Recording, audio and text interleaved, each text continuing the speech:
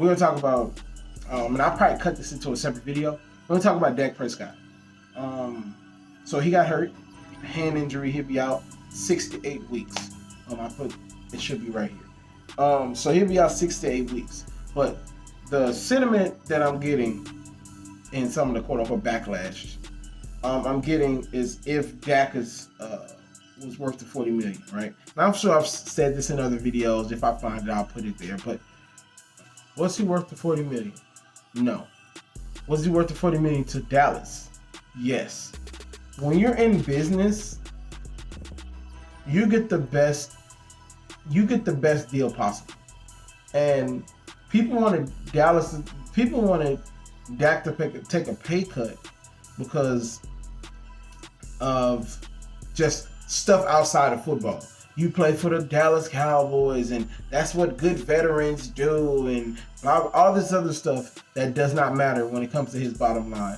And so when Dallas got an agent that could get him the deal that he wanted, people were mad because they're like, you're a quote-unquote leader, why are you doing this?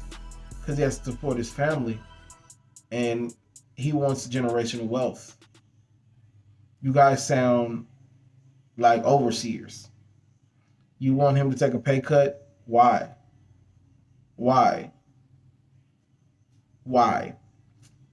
Dallas did not have to pay him the money that he wanted. Dallas could have let him go and started over.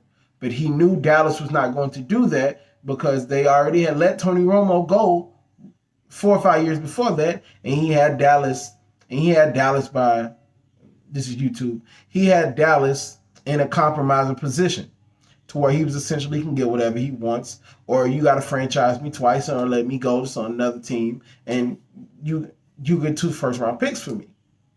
He made a great business decision. That has nothing to do with his on-field stuff. Dallas did not have to pay him over $40 million. They could have let him get to the free agency market. They could have traded him.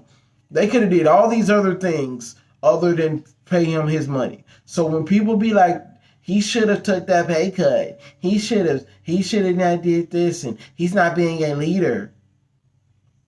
He's handling business. They paid Zeke. They paid a coach. Dallas is paying like 4 coaches.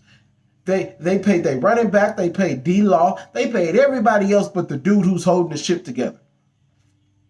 And you want the dude who's holding the ship together to take a discount for the team. I'm not doing that. I don't care who I play for. I'm not taking a discount because this would be for real. Dak knows his worth. Dak knows what he's worth on the market. So it's not like Dak doesn't know this is going to be his only big contract. And for people to be like he needs to take a pay cut, that's just disingenuous. Would you take a pay cut? Let's just be for real. And I'm gonna leave on this note. If you are the best, if you're the only constant in your company, let's say you're the only constant in your company, and everybody else around you is getting pay raises, or are you gonna take a pay cut? Are you gonna take a pay cut for the good of the company because they think you're the best person to take a pay cut because you're the leader? I didn't think so. He wasn't worth the money, but Dallas had to pay him, and I championed for him to get his money because he deserved his money. Because you've set a precedent of paying guys already. You set a precedent.